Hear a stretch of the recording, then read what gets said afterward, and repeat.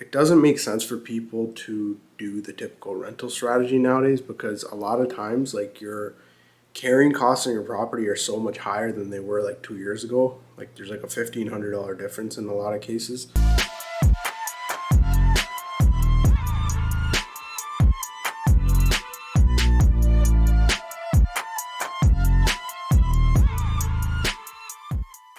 So I'm at one of my Airbnb properties right now, and honestly, I've been thinking about this recently quite a bit with everything going on in the market. I don't know why more people are not doing this, and I'm not talking about Airbnb arbitrage if you're familiar with that, but literally buying a property, if it's your first house or if you're moving up to a house. Right now things are not affordable, so you can offset a lot of your costs by renting out properties in that way. And I know a lot of people want to do this because it doesn't make sense for people to do the typical rental strategy nowadays because a lot of times, like, your carrying costs on your property are so much higher than they were like 2 years ago. Like, there's like a $1,500 difference in a lot of cases. So a lot of times long-term rentals, like, rents are pretty high, so you can offset your costs quite a bit, but a lot of people don't want to deal with tenants, and that's because there's not every tenant's bad, but there's like questionable people that are applying to some of these units in pretty much any city, right? Obviously, the better the areas, the better tenants you'll attract, but you can avoid a lot of the hassles of doing long-term rentals, dealing with a lot of like the maintenance related issues that comes with regular tenants, and I would say, like, just getting more out of your units by doing the Airbnb strategy on a property you actually own. And I'm not saying you have to turn it into like a whole business, but simply put, you can do this by buying a property and just renting out a portion, even if it's just a bedroom, right? And you don't have to do it in a way where it affects your own privacy. So I'll give you an example. Like, this is a duplex, so it would be, I would say, like $850,000 property right now. This is in a pretty good part of Hamilton.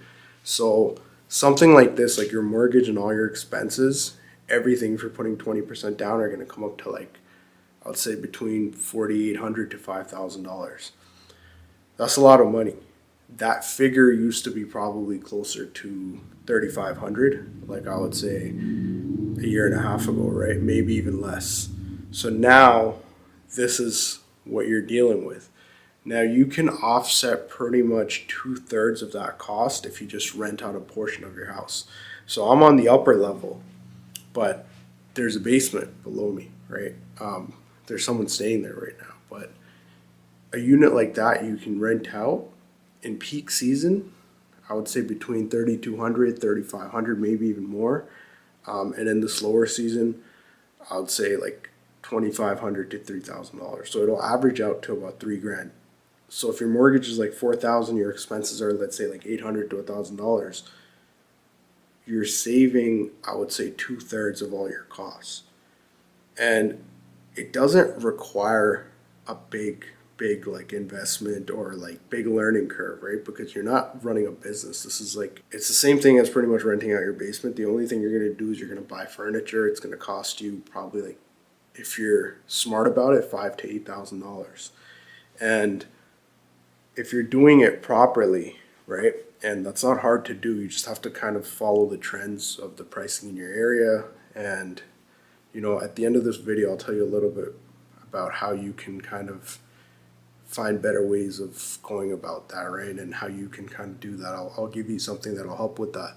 But essentially, you can take your furniture, put it in there, find half decent furniture, make sure it's up to par with what everyone else has. You can look around your area. You can go on Airbnb.com. You can see what people are renting things out for. And generally, you'll find units, like basement units in most cities, are renting out, I would say at the low end, probably like $80, on the high end, like $120, depending on the season and the type of units, right? And that's per night. So it's pretty basic if you're just doing it with one place. And again, if you're a homeowner, you're looking to get into a property, like, you might want to find a property where you have this option, right? Because it'll really help you out. And you don't have to get a legal duplex like this. Like in Hamilton, for example, you could get a property for like 650, 700,000, maybe even less if you go to, I'd say like a B class area. And with something like that, the way it'll work for you is you're going to probably have a basement unit that maybe isn't necessarily a legal duplex. It might just have bedrooms and a bathroom.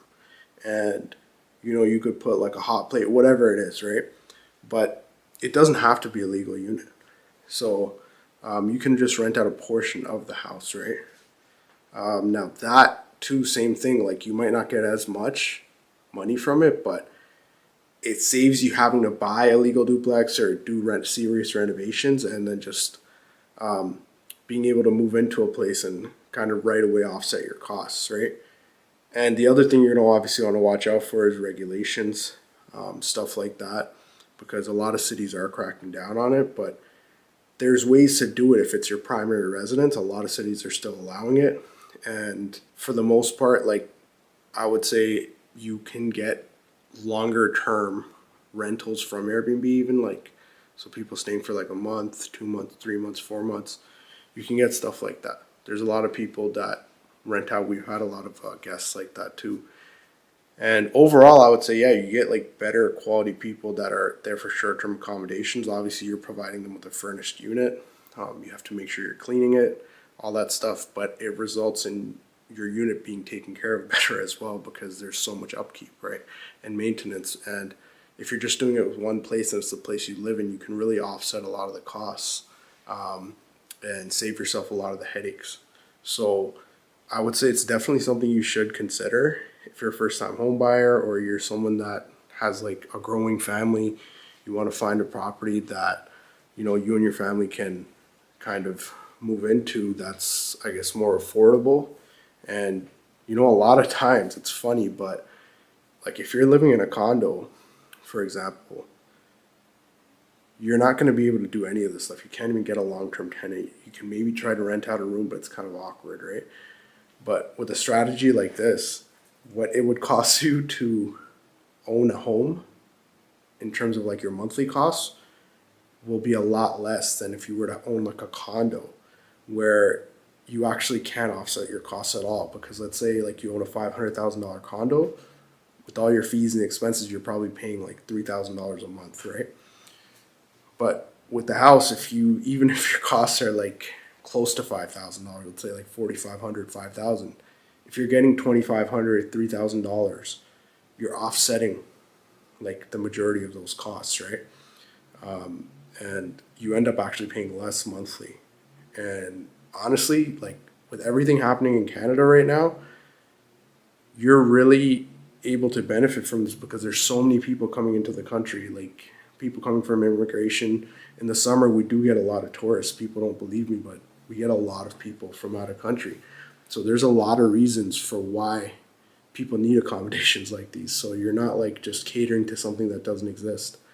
And I would say, like, if you're in Ontario, especially, like, with everything with landlord tenant board, rents being high, it's almost a better solution, because it makes sense for someone to pay more if they're getting like a furnished rental and they're paying a little bit more and they're there temporarily. It works out for them, and it's a win-win, because for you, you can get more out of your unit. You don't have to deal with a lot of the limitations of long-term rentals. And it's a good learning experience as well, like if you're looking to get into like any real estate business, right?